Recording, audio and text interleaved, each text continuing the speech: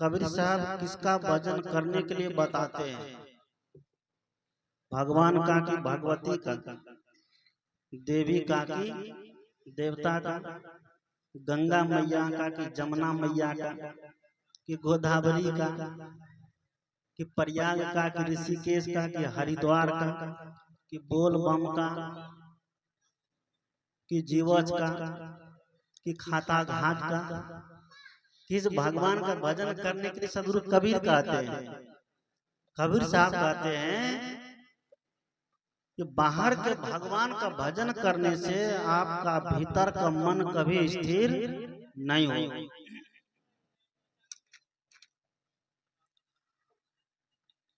बाहर का कितनों भगवान का भजन कर लीजिए, भीतर जो मन है ये मन स्थिर होने वाला नहीं है।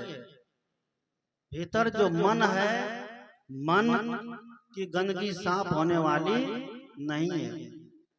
जैसे अब कपड़ा ला करके, गंदा कपड़ा है, गंदा कपड़ा को बक्सा में बंद कर दें। ध्यान दीजिएगा, बोलिए सदगुरुदेव की।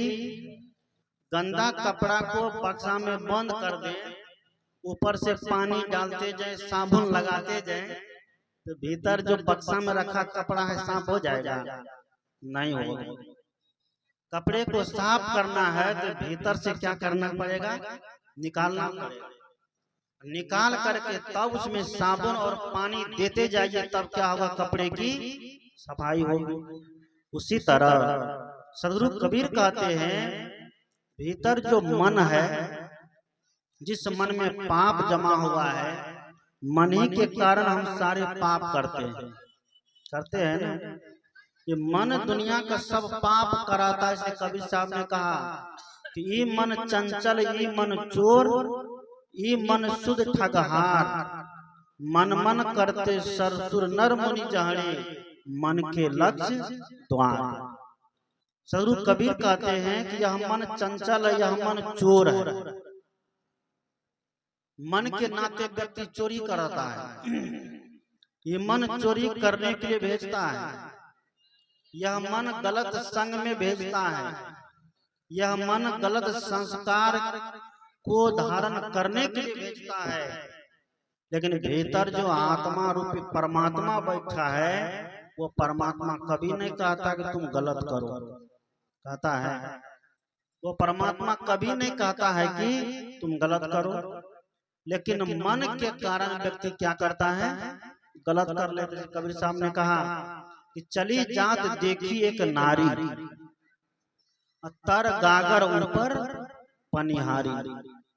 एक नारी को कबीर साहब जाते देखे। क्यों जा रहे थे? तो वो पानी के लिए प्यासी थी, पानी पीने के लिए जाना था उनको। तो पानी जब भरने के लिए गई तो हुआ क्या? गगरी को क्या किया? नीचे रख दिया और खुद ऊपर बैठ गई। तो पानी भराएगा?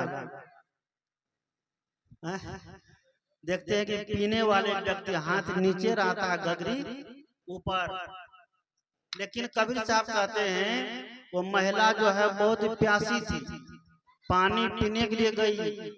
जब नल के पास गई, टोटी के पास गई, उसने क्या किया? ट्यूबवेल के ऊपर ही बैठ गई।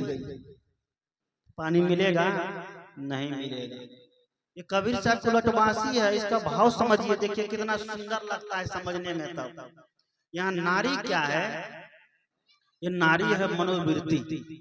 क्या है? नारी है मनोवृत्ति। ये मन जिसको कहते हैं, ये मन जो है शांति की तलाश में तो गई, सुख की तलाश में गई, भगवान के तलाश में गई। लेकिन हुआ क्या? तर गागर ऊपर पनिहारी। गगरी है ये शरीर, शरीर तो नीचे है, लेकिन मनोवृत्ति पनिहारी जो है वो चारों दिशा में दौड़ने लग गई। तो कभी शांति मिलेगी? नहीं मिलेगी शांति। कभी सुख नहीं मिलेगा, कभी भगवान नहीं मिलेगा। आज पूरे देश के लोग भगवान को खोजने में लगे हैं, किसी तरह भगवान मिल जाए। चाहे हम चोरियों करते हैं, बेईमानियों करते हैं, घूसखोरों बनते हैं, शराबों पीते हैं, बकरियों काटते हैं, बकरों काटते हैं, तब भी चाहता है हमको क्या मिल जाए?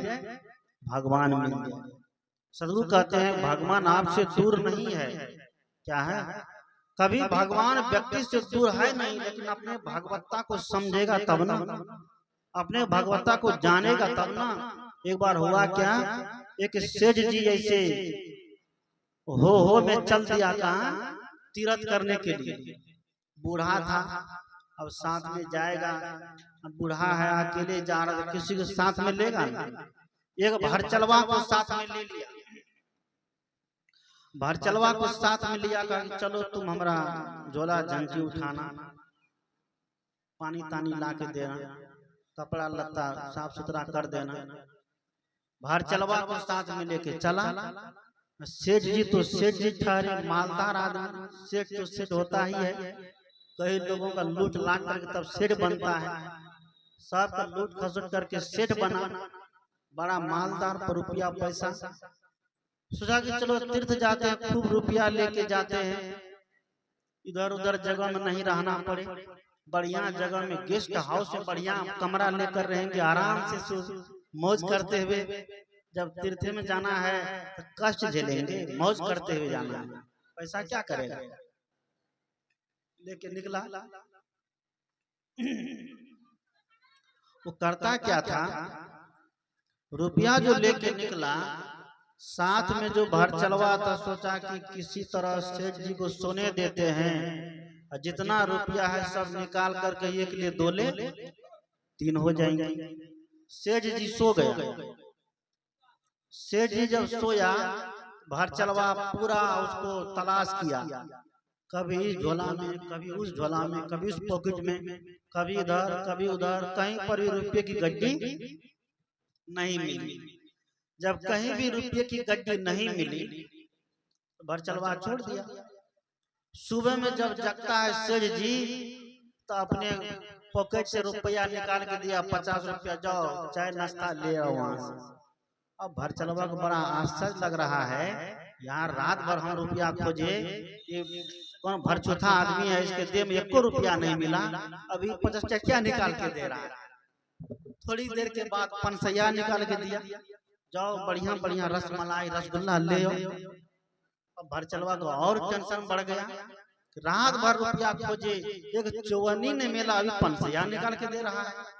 इसी तरह 1 महीने सेठ जी घूमते रह गया, तीर्थ करते रह गया, लेकिन कभी भी उसके जेब में रुपया भरचलवा को नहीं मिला, कभी भी रुपया नहीं मिला। 1 महीना घूमते घामते सेठ जी घर पहुंचा, भरचलवा झोला झंझी पटक दिया। जिस लोभ से गया था वो मिला नहीं, उसको तो क्या करेगा, गुस्सा के मारे आया घर में, झोला झंझी पटक दिया, भागा अपना घर। नहा धो करके आराम करके 2 दिन के बाद सेठ जी के पास आया। जब गुस्सा शांत हुआ, कहा सेठ जी हमको बड़ा आश्चर्य लगा आपके साथ रहते। क्या आश्चर्य? कि 1 महीने आपके साथ घूमे, 1 महीने में आप लाखों रुपये खर्चा किए, लेकिन हम जब आपके जेबी को टटोले तो कहीं भी रुपया नहीं मिला। कहाँ रुपया रखते थे? कहीं पर रुपया नहीं मिलता, इसका क्या राज है? ताकि ये राज बता देंगे ना बाबू, तो हम सेठ नहीं कहलाएंगे। तो सेठ जो बने हैं यही सब राज के कारण बने हैं, कहीं नहीं बने। हमको बताइए, हम आपकी बहुत सेवा किए हैं, आपको बताना पड़ेगा। अब सेठ जी सोचते हैं पिघल गए कि सेवा तो सही में किया, चलो इसको बता देते हैं, कहीं अब तो दुनिया से जाना ही है, इसको भी ये राज बता देते हैं कि ताकि यह भी कल्चर के सेठ बने तो हमारा नाम तो लेगा। उसको बता दिया था, देखो जब तुम सोते थे अपना सारा रुपया निकाल के तुम्हारा झोला में दे देते थे। कहाँ देते थे? जब तुम सो जाते थे रात में तो अपना सारा रुपया निकाल के तुम्हारा झोला में दे देते थे। और जैसे तुम्हारा जगने के समय होता था, जगने से ठीक 5 मिनट पहले तुम्हारा झोला का रुपया निकाल के अपने झोला में रख देते थे। तुम रुपया रात में खोजते हो ना, दिन में मेरे पास रहता, रात में तुम्हारे पास, खोजो था खोजो। और भरचलवा को बड़ा आश्चर्य लगा, रुपया मेरे पास रहता था लेकिन हम खोजते उसको कहाँ थे? सेठ जी के पास में खोजते। सज्जनों, शायद आज हम लोग भी यही करते हैं। जिस भगवान को खोजना चाहते हैं, जिस परमात्मा को खोजना चाहते हैं, पाना चाहते हैं, वह परमात्मा वह भगवान हमसे कहीं बाहर नहीं है, हम ही वो है। लेकिन उसका बोध नहीं होने के कारण, बोध क्यों नहीं होता है? यह मन जो है दुनिया में रस ले रहा है, लेता है ना। ये मन दुनिया में दौड़ रहा है। कबीर साहब ने कहा, दौड़त दौड़त दौड़िया, जहाँ तक मन की दौड़, दौड़ थका मन थिर भया, वस्तु ठौर की ठौर। कबीर साहब कहते हैं, दौड़ते दौड़ते खूब दौड़ा मन। जहाँ तक मन की दौड़ है, दौड़ता है ना, नहीं दौड़ता है, खूब दौड़ता है। किसी का मन भोग में दौड़ता है, किसी का मन योग में दौड़ता है, किसी का मन राग रंग में दौड़ता है, किसी का मन चटक मटक में दौड़ता है, किसी का मन रस में दौड़ता है, किसी का मन जो रूप में दौड़ता है, रूप के पीछे दौड़ता है। जब तक मन दौड़ता रहेगा संसार के पीछे, तो तब तक जीवन में कभी भी शांति और परमात्मा का उपलब्धि नहीं हो सकता। इसलिए सदगुरु कहते हैं, संत कहते हैं, उस परमात्मा को उपलब्ध होने के लिए, उस भगवान का दर्शन करने के लिए हमें अपने मन को क्या करना पड़ेगा? मांझना पड़ेगा। हम अपने मन को साफ करना पड़ेगा। तन को तो खूब साफ कर लिए, लेकिन मन साफ हमारा नहीं बना। इसलिए कहा, गीत में गाते हैं ना कि क्या पानी में मलमल नहाए, मन का मैल उतार रे प्राणी, मन का मैल उतार। पानी में मलमल के कितनों नहाइए, शरीर का मैल तो धुल जाएगा, लेकिन मन का मैल कभी नहीं धुलेगा। और परमात्मा मिलेगा मन का मैल धुलने से, तन का मैल धुलने से नहीं मिलेगा। कैसे कैसे बाबा है देखो, जो कभी स्नान भी नहीं करते हैं, तुम मेला में जाके देखिए, कभी वो दतमन भी नहीं करते हैं। दतमन करना भी पाप मानते हैं, सोचते हैं कि दतमन भी करेंगे तो उससे क्या होगा? जीव की हत्या होती है। बहुत ऐसे बाबा है जो 12 महीने गर्म पानी को उबाल करके पीते हैं। सोचते हैं कि कच्चा पानी पिएंगे तो कच्चा पानी में बहुत सी बैक्टीरिया है, वो अंदर जाएगा तो हत्या होगी, तो हमको क्या लग जाएगा? पाप लग जाएगा। दतमन करने से पाप लगते हैं, स्नान करने से भी पाप मानते हैं। लेकिन वैसे लोग गंगा में खूब डुबकी लगाने के लिए क्या किया? प्रशासन लगवा दिया कि सबसे पहले हम डुबकी लगाएंगे, हमरे पहले कोई डुबकी लगा दिया तो उसका हम जान भी नहीं छोड़ेंगे। ऐसा ऐसा काम है। आप क्या समझते हैं? इससे हम परमात्मा मिल जाएगा? ये सारे के सारे दबदबा है। क्या है? इस सारे के सारे दबदबा है। कहते कि जिसकी लाठी उसकी भैंस, जिसकी संख्या ज्यादा हो गई तो वो जो कहेगा तो सब कहेगा वही सत्य है। वो अगर कम आदमी का सत्य के रास्ते पर भी चल रहा है तो उसका कोई वैल्यू नहीं देता है। सदगुरु कहते हैं, हम मानव है तो हमारा परम कर्तव्य होता है अपने जीवन को समझने का। और जो व्यक्ति अपने जीवन को समझ गया तो वह व्यक्ति समझिए कि भगवान को भी समझ लेगा। जो व्यक्ति अपने मन को समझ लेगा तो वह व्यक्ति अपने तन को भी समझेगा, नहीं समझेगा। जो अपने मन को नहीं समझ पाया तो तन को कभी वो नहीं समझ सकता है, और जो तन को नहीं समझ पाएगा तो वो जीवन को नहीं समझ पाएगा। लोग कहते हैं कि मन नहीं मानता है, कहता है ना, मन नहीं मानता है, आदत से लग गई है। और जिस चीज की आदत लग गई है तो उस चीज को छोड़ने के लिए कहिए तो ऐसा लगता है कि पहाड़ टूट रहा है उसके ऊपर। इसलिए सदगुरु कबीर साहब कहते हैं तो मन के मैल को धोने वाला व्यक्ति ही असली सत्संगी हो सकता है। जीवन के विकार को छोड़ने वाला व्यक्ति ही असली सत्संगी है। केवल कंठी माला पहन लेने से और भेष बना लेने से, सद्गुण सदाचार के रास्ते पर चलने से ही कोई व्यक्ति सत्संगी नहीं हो जाता है। सत्संगी होने के लिए उसके पूरे जीवन को परिवर्तन करना पड़ता है, उसके पूरे जीवन को बदलना पड़ता है, तभी वो सत्संगी होने के काबिल है। सदगुरु कहते हैं हम अपने मन के मैल को तो धोए, लेकिन वह मन का मैल धुलेगा कैसे? ज्ञान रूपी गंगा स्नान करने से। ये गंगा प्रयागराज में नहाते हैं, जो लोग नहाना जा रहा नहाइए, उसके लिए हम कहने से कोई रुक नहीं जाएगा, नहाइए। लेकिन एक गंगा है, वो ज्ञान का गंगा, वो व्यवहार का गंगा, वो आचरण का गंगा। इस गंगा में हम जब तक डुबकी नहीं लगाएंगे तो बाहर का गंगा हमें पवित्र करने वाली नहीं है। अगर बाहर का गंगा स्नान करने से सारे पाप हमारे धुल जाते हैं, विचार करिए। एक महात्मा महाभारत में जिसका नाम है भीष्म पितामह, क्या नाम है? भीष्म पितामह। उसकी माँ का क्या नाम था? गंगा। क्या नाम था उसकी माँ का? उसकी माँ का नाम था गंगा। भीष्म पितामह तीर की सैया पर लेटे हुए हैं। कहाँ लेटे हुए हैं? तीर की सैया पर न लेटे थे, चारों तरफ उनको तीर चुभे हुए हैं। अर्जुन उनको तीर की सैया पर लेटा दिए थे। थोड़ी देर के बाद भगवान कृष्ण आए। भगवान कृष्ण पूछते हैं कि तात श्री, आपकी ये दशा क्यों, आपकी ये हालत क्यों? आप तो बाल ब्रह्मचारी है,